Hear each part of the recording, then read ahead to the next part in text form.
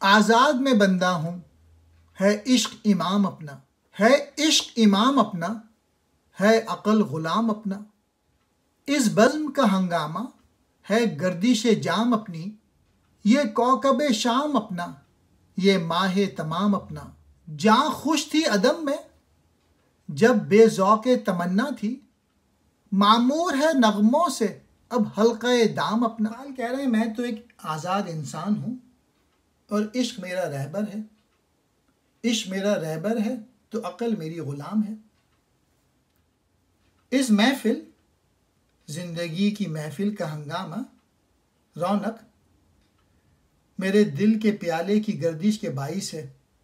ये दिल मेरी शाम का सितारा और मेरा 14वीं का चाँद है। ये जान में तमन्ना के ज़ौक़ के बग़ैर इत्मीनान और सुकून से रह रही थी।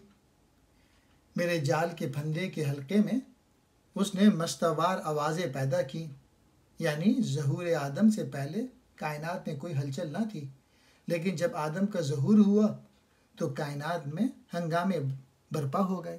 ये आलम रंगो बू सोबत में हमारी क्यों, है मर्गे दवाम इसका, है इश्क दवाम अपना। मुझसे है नुमाया वो, पिन्हा वो मुझसे है, जब ये है मुकाम उसका, क्या होगा मुकाम अपना।